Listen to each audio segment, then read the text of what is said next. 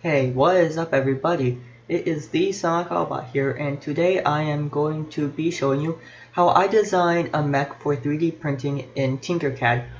Now, I do have this sped up because it took me over 2 hours to make this, and so I decided you probably did not want to see it that much.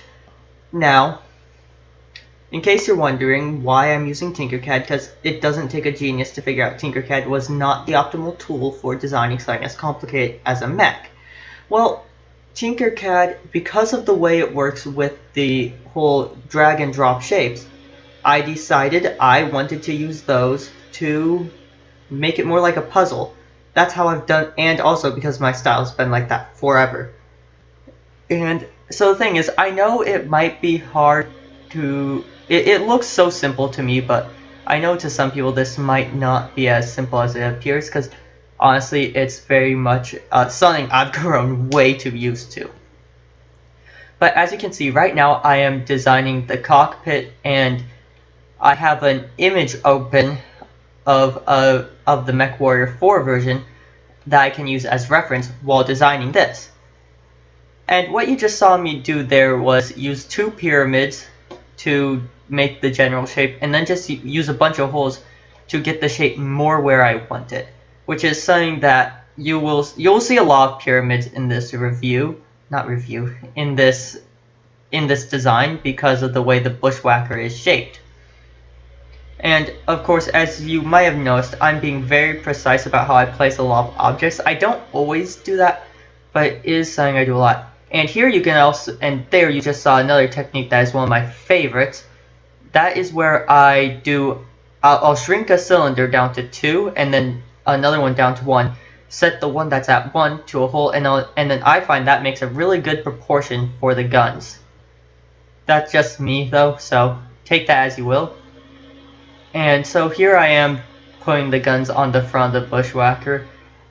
And so yeah, everything in Tinkercad is drag and drop, or some of it also you can, and then you manipulate the shapes. And so you just saw me combine the shapes there, which is what I do when I'm satisfied with the shape I've gotten. And so what you see there is a full part of the Bushwacker.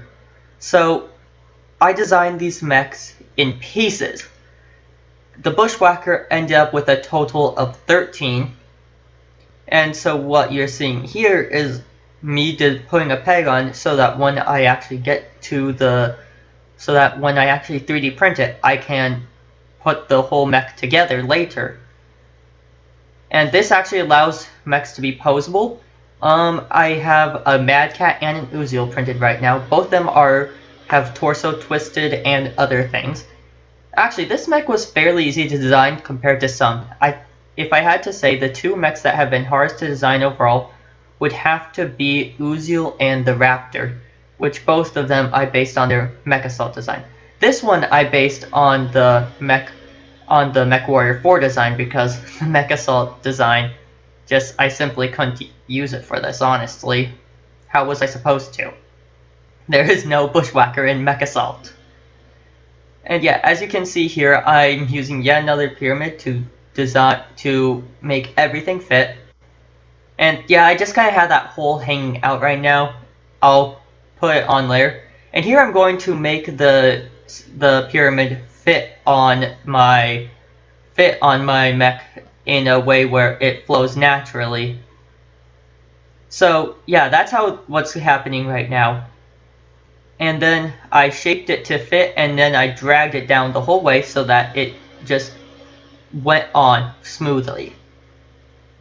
And then as you can see, I mess with my grid, which is the increments stuff moves in, so that, and when I mess with my grid, it actually makes it way easier. Usually I keep it on 0.1 millimeters because that gives me a lot of control over the size of a mech and the size of different parts. So as you can see here, if you actually see the picture of the Bushwacker I'm working off of, you'll notice that my Bushwacker is actually quite a bit more rounded in areas.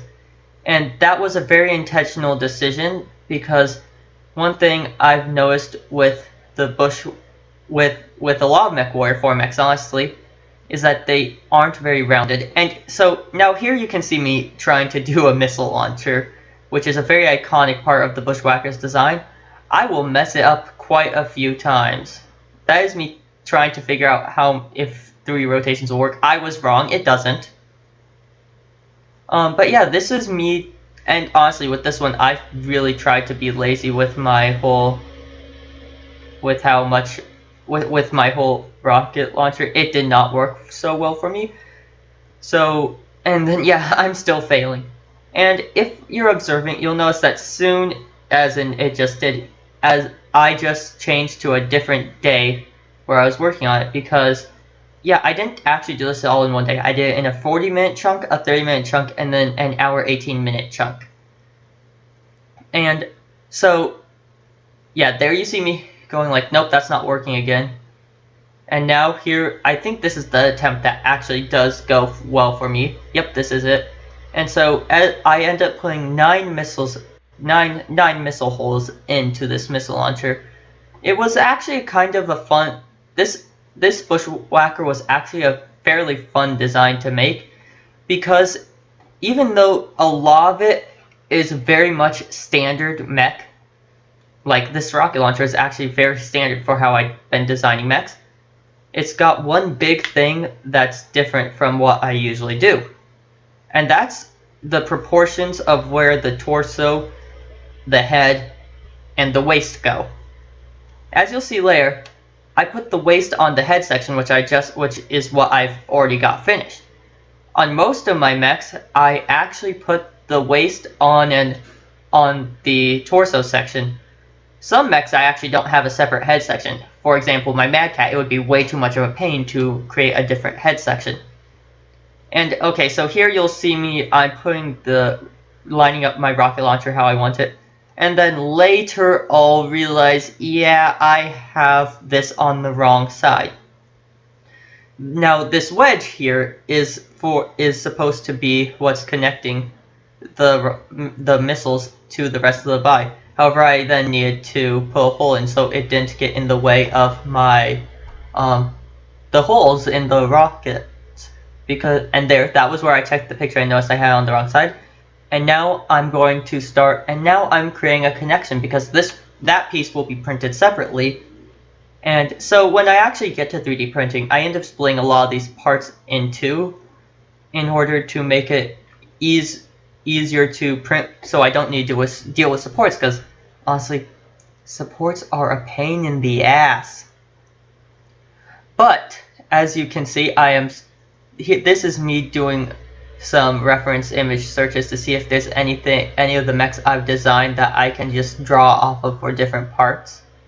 There wasn't that I saw at that point. However, later in this I will actually go and use different parts of different mechs for the legs, because I thought with some modifications, it could look really good. So here, as you can see, I added a rectangle there because honestly I felt it needed it or it was going to look weird.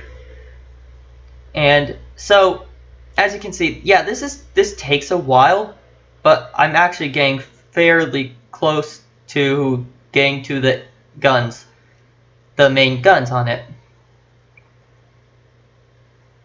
Now, if you didn't know, if you were seeing the pictures that I was actually referencing, the parts that I'm making circular on the torso, actually you can see it right now, they're pyramids on the original, but I thought this had a much nicer look to it, hence why I designed it this way. And now you can see me trying to puzzle out how I'm going to make this work, because this is actually a really iconic part of the Bushwacker to me.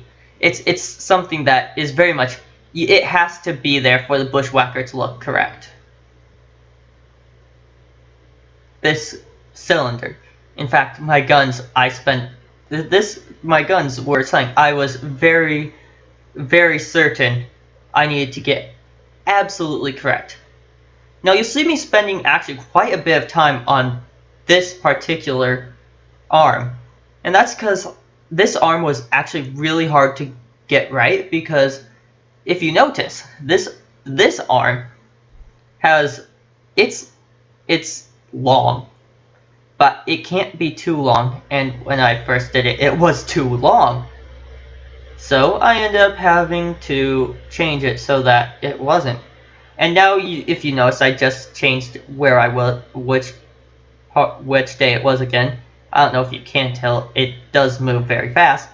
And here I am designing the gun. I do look at the reference a lot so that I can make a gun that, while still looking like the gun it's based off of, still is unique in its own way and fits my style. And so, yeah, there's me adding cylinders, and so there's actually how a gun fully looks. And then this is me adding the indent, which is present on the MechWarrior 4 version. However, it was a bit of a pain because I didn't like the way that looked. And so then I shortened it, and then I did this, and then I was actually quite happy with it. And now you'll start to see, if it doesn't go too fast, what my problem with how this arm is right now is. If you notice, it extends extremely far from the body, and there was only so much I could do about that. But yeah, if you notice in the picture, it is not nearly as far. So I basically had to massively shorten the arm, and that's the length it actually ended up at. However, then I went through and I was like, I really need to make the gun sit lower like it does on the actual original mech. So I moved the gun in just a smidge more onto that, so that because again, I just didn't want it sticking out too far. And then added a parabola shape to it so that I could, I added that parabola shape basically to make it look like it flows more naturally. The next arm was actually way easier to design. Because the second arm, I basically just had a very simple design. And this part especially was easy. First, though, I had to design the connection, which was a cone, which I then put an wedge on. And then, yeah, as you can see, I did specifically change the shape of the gun there so that it had that inward bit. Actually, when I designed my first mech, the first mech I designed was the Cougar. And I actually ran into a problem when designing the Cougar because they hadn't released the beta studio for Tinkercad yet.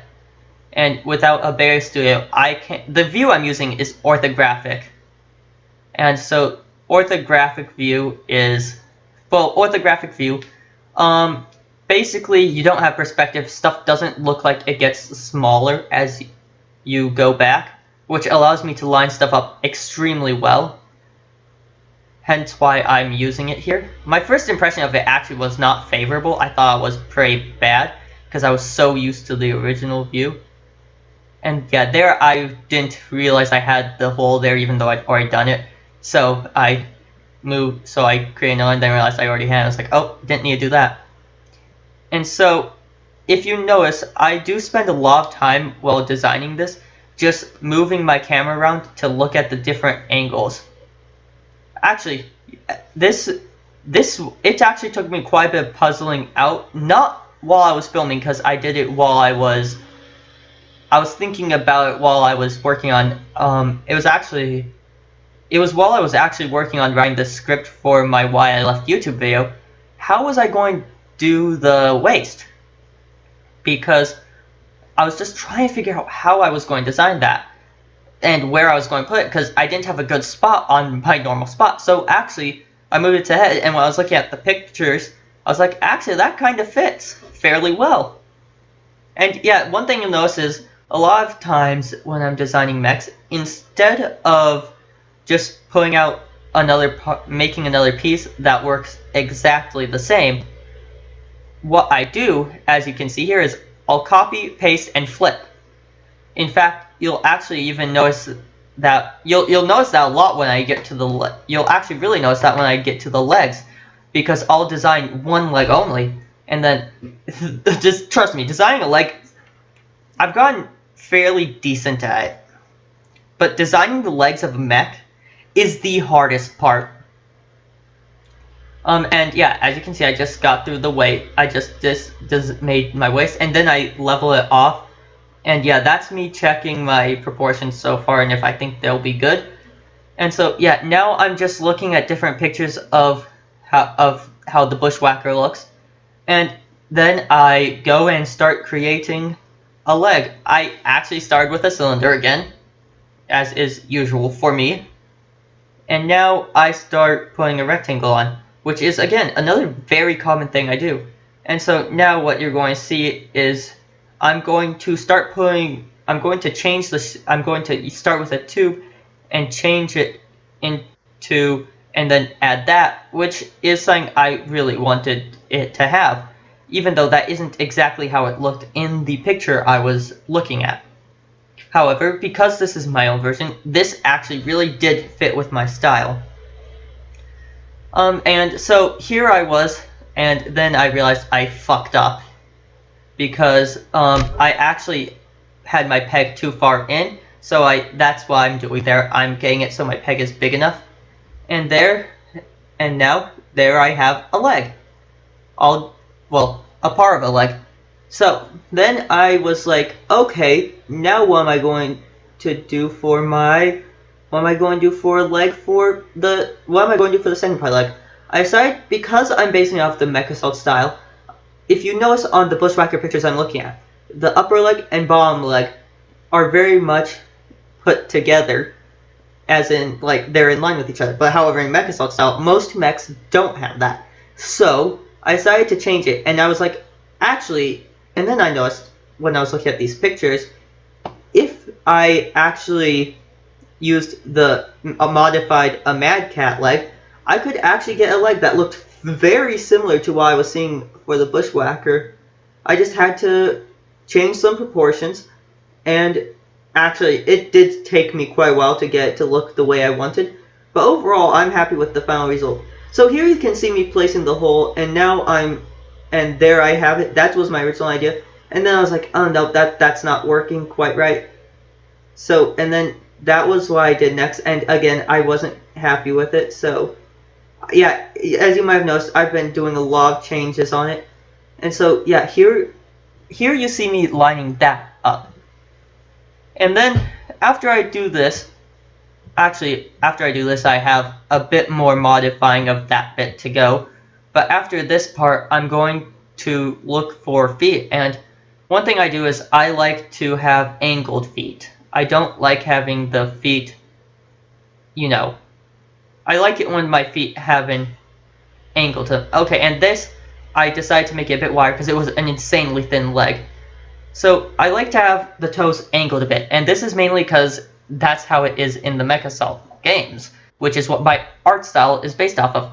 So I decided that I thought the Shadow Cat feet that I made would actually look good on this. So here you see me resizing and then just like looking at how it lines up there.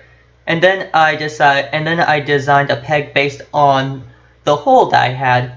And now I'm just getting everything put together, and there you have it. I'm actually almost done here with my mech. It's a very simple process, but honestly, I say it's simple, but what I really mean is it's actually a really complicated process that I make look very simple because I've spent a lot of time. So here's my that's my folder with a full version of every mech as an STL. And so I pulled my Shadow Cat, and then I proportioned my Bushwacker next to it because they're both medium mechs. So, and so it ended up being 240 millimeters tall. And so next that was me checking how it looked with the perspective view.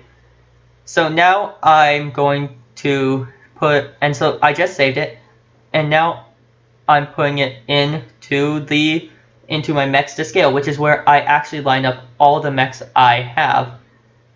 And so as you can see, that is basically it. I'm really happy with how it turned out. It's not my favorite mech I've made, but it's something I can 3D print, and I think it works rather well with all the other mechs I've made for my 3D printing.